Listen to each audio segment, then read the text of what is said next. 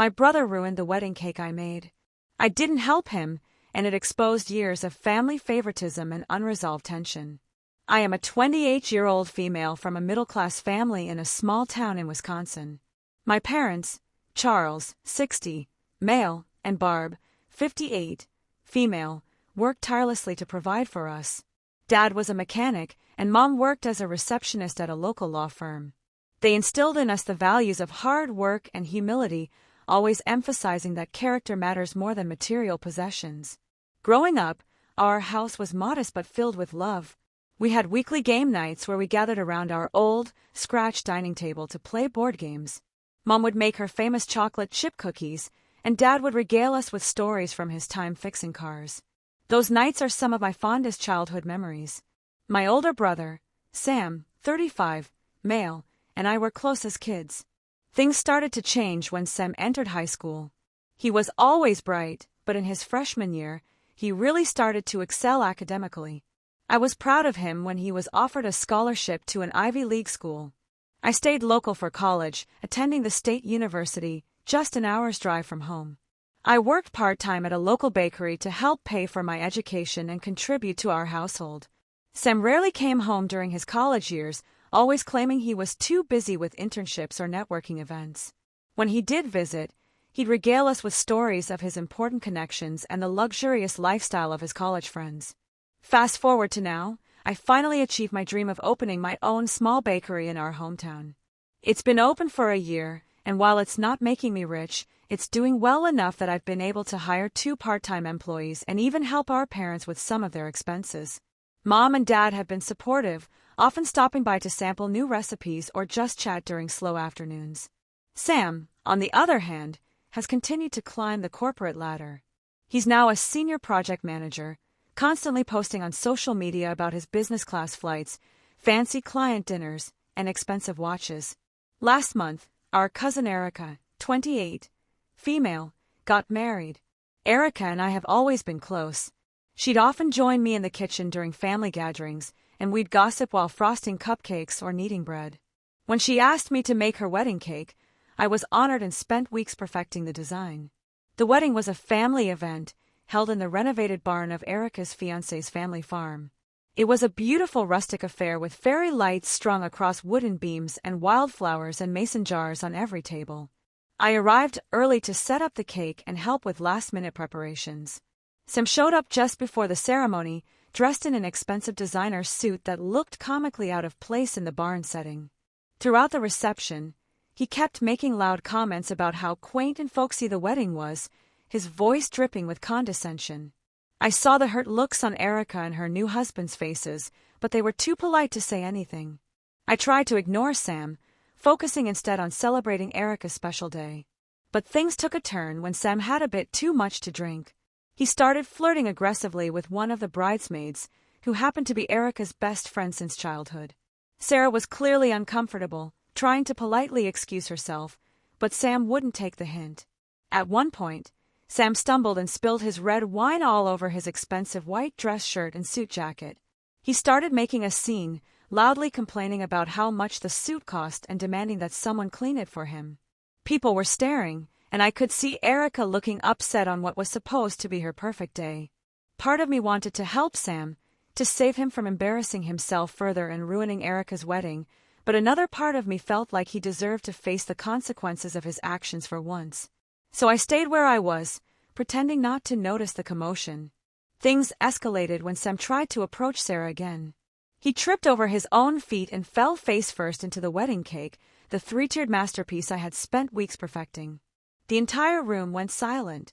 Sam was covered in cake and frosting, looking absolutely ridiculous in his ruined designer suit. He looked around the room, his eyes landing on me. I could see the silent plea for help in his eyes, a glimpse of the brother I used to know peeking through his drunken haze, but I turned away, leaving him to deal with the mess he created. Our parents rushed to Sam's aid, helping him up and quickly ushering him out of the reception hall. I stayed behind to help Erica and her new husband salvage what was left of their wedding celebration. We managed to save the bottom tier of the cake, and Erica was gracious enough to laugh off the incident, saying it would make for a memorable wedding story. But as I watched Erica cut into what remained of the cake I had poured my heart into, I couldn't help but feel a mix of emotions: anger at Sam for his behavior, guilt for not helping him, and a deep sadness for how far apart we'd grown. Am I the asshole for not helping my brother in his moment of humiliation, even though he's been insufferable for years? Should I have put aside my resentment and stepped in to help him, or was it right to let him face the consequences of his actions for once? Update 1. It's been about a month since Erica's wedding and a lot has happened. I thought I'd update you all on the situation with Sam and how things have unfolded in our family. The day after the wedding, I woke up to a barrage of angry texts from Sam. He accused me of abandoning him and making him look like a fool. Some of his messages were barely coherent, a mix of drunken typos and bitter accusations. I didn't respond to any of them, deciding it was better to let him cool off before attempting any kind of conversation. Later that day, I received a call from our parents. Mom was in tears, and Dad's voice was tight with disappointment. They berated me for not helping Sam, saying I should have put aside my feelings and helped my brother in his time of need. I tried to explain my side of the story, but they were too focused on Sam's embarrassment to listen. The call ended with Mom sobbing and Dad telling me I needed to apologize to Sam. I spent the next few days in a fog of conflicting emotions. On one hand, I felt guilty for not helping Sam. Despite everything, he was still my brother. On the other hand, I was angry at Sam for his behavior, angry at my parents for always taking his side, and angry at myself for still caring what they thought. A week after the wedding, our grandmother, Grammy Selena, invited the whole family for Sunday dinner. Grammy Selena has always been the matriarch of our family, the voice of reason in any dispute. She lives in the old farmhouse where my dad grew up, a place that's always felt more like home to me than our own house. I was hesitant to go, knowing Sam would be there, but I couldn't say no to Grammy Selena. As I drove up the winding driveway to Grammy's house, I was transported back to childhood summers spent running through her vegetable garden, helping her make strawberry jam, and listening to her stories about our family's history. Grammy Selena was the one who first taught me to bake, patiently guiding my small hands as we kneaded bread dough together. The dinner started off tense. Sam wouldn't look at me, and our parents were giving me the cold shoulder, but Grammy Selena, bless her heart, wasn't having any of it. After the main course, her famous pot roast that always reminds me of cozy Sunday dinners, she cleared her throat and addressed the elephant in the room.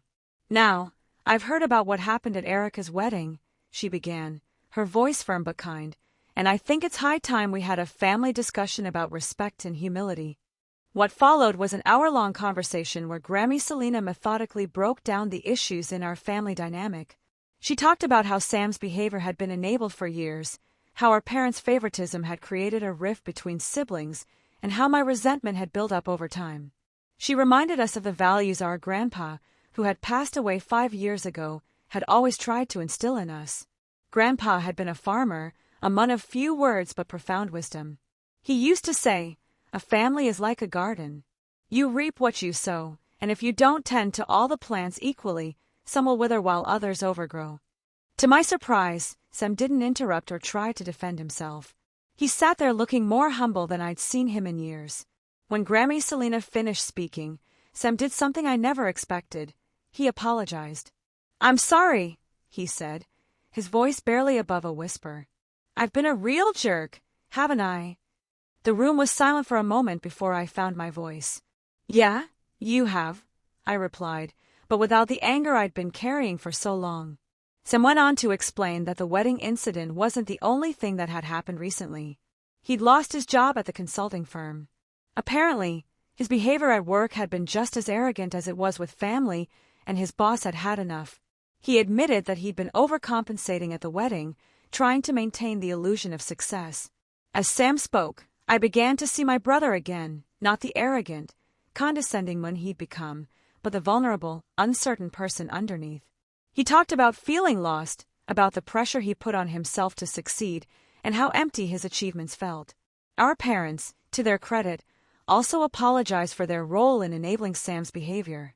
Mom, tears in her eyes, admitted that she had pushed Sam so hard because she wanted him to have the opportunities she never had. Dad confessed that he had favored Sam because he reminded him of himself at that age, ambitious and eager to leave small-town life behind. As for me, I admitted that I could have handled the wedding situation better. While I didn't regret not rushing to Sam's side immediately, I recognized that my inaction was partly driven by years of pent-up resentment. By the end of the night, it felt like a weight had been lifted. We didn't resolve everything in one dinner, of course, but it was a start. Sam asked if he could come by my bakery sometime, saying he'd like to see what I'd built. I agreed, albeit cautiously.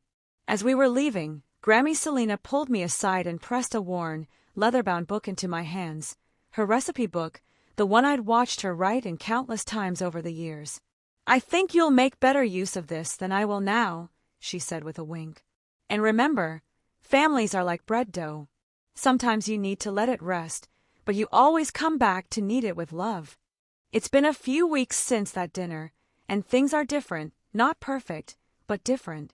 Sam has been making an effort to be less arrogant, and our parents have been more conscious about treating us equally. Sam has started coming to the bakery, not just to visit, but to help out. He's terrible at baking, but he's trying, and that means more to me than I can express. As for me, I'm trying to let go of some of my old resentments. It's not easy. Years of feeling second best don't disappear overnight, but I'm working on it, one day at a time. I know we have a long way to go, but for the first time in years, I feel hopeful about my relationship with my brother and my place in our family. I'll keep you all updated on how things progress. Update 2. It's been another 2 months since my last update, and I wanted to share the progress we've made as a family, as well as some new challenges that have arisen. After our family dinner at Grammy Selena's, Sam and I started to rebuild our relationship. He's been coming to the bakery regularly, not just to visit but to actually help out. At first, it was a bit of a disaster.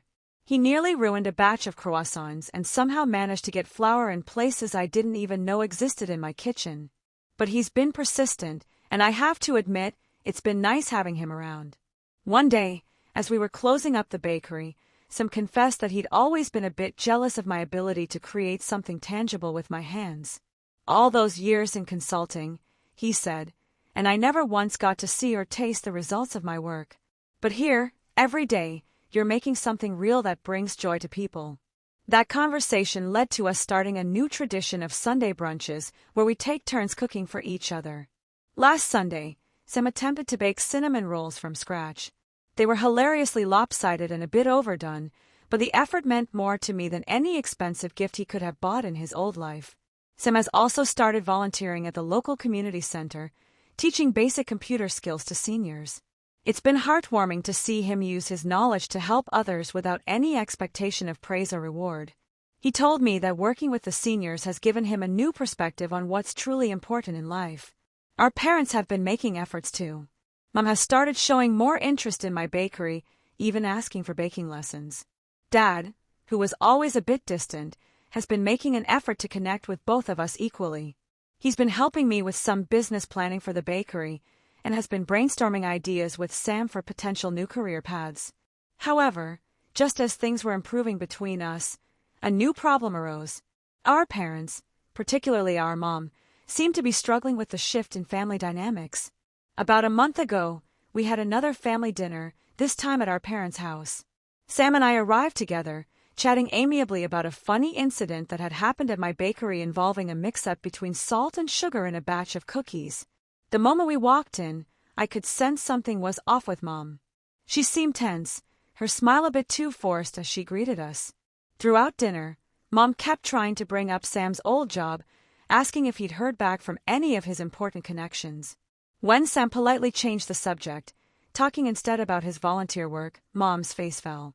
I could see the disappointment in her eyes, and it made me uneasy. After dinner, as Sam was helping Dad with the dishes, another new development, Mom pulled me aside into the living room.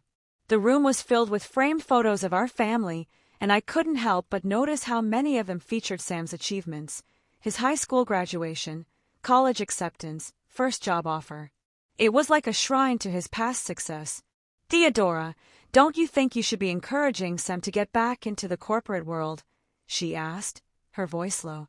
"All this bakery talk and volunteer work, it's not really suitable for someone of his caliber, is it?" I was shocked. "Mom, Sam seems happier now than he has in years," I replied. Isn't that what's important? Mom shook her head, her eyes darting to a photo of Sam in his expensive suit from a few years ago. But he had such a promising career, all that education, all those opportunities. It just seems like such a waste. I tried to explain that Sam was finding fulfillment in his new path, that he was becoming a better person, but Mom wouldn't hear it. She seemed fixated on the idea of Sam returning to his high-flying corporate life. This conversation opened my eyes to a troubling reality. While Sam and I were working on our issues, our parents, especially Mom, were struggling to adapt to the new family dynamic. They had built so much of their pride around Sam's corporate success that they couldn't see the value in his personal growth. Over the next few weeks, this became a recurring issue. Mom would make subtle and sometimes not-so-subtle comments about Sam getting back on track. She'd send him job listings for corporate positions and talk about connections she could leverage for him. One particularly tense moment came during a family barbecue. Sam was excitedly telling everyone about a group of seniors he'd helped set up email accounts for the first time. The joy on his face was palpable as he described how one elderly woman had teared up at being able to see photos of her great-grandchildren who lived across the country. Mom, instead of sharing in Sam's enthusiasm, simply asked, "That's nice, dear, but have you thought about using your skills for something more substantial? I heard the tech firm in the city is hiring." The light dimmed in Sam's eyes, and I felt a surge of protectiveness I hadn't experienced since we were kids. Before I could say anything, though, Dad stepped in. "Barb," he said gently, "I think what Sam's doing is pretty substantial. He's making a real difference in people's lives." It was the first time I'd seen Dad openly disagree with Mom about Sam's choices, and the tension was palpable. Mom pursed her lips but didn't argue further. Sam, too, has been handling it with grace. He gently but firmly tells Mom that he's not interested in returning to that life right now, but I can see the strain it's putting on him and on his relationship with our parents. Dad seems more accepting of Sam's new path, but he doesn't always stand up to Mom when she starts pressuring Sam. It's creating a new tension in our family, just as Sam and I were starting to heal our relationship. I'm torn about how to handle this. On one hand, I want to support Sam in his journey of self-improvement. On the other hand, I don't want to create more conflict with our parents, especially when we've just started to address our past issues. Sam and I have talked about it, and we're both at a loss. We're considering having another meeting, maybe with Grammy Selena present again, to address this new challenge, but we're worried about how Mom will react. As always, any advice would be appreciated. How do we help our parents, especially Mom, accept and support Sam's new path in life? Update 3. It's been another month since my last update, and I'm happy to report that we've made some significant progress in our family situation. After much discussion, Sam and I decided to confront the issue with our parents head-on. We invited them, along with Grammy Selena, to my bakery after hours for a family meeting.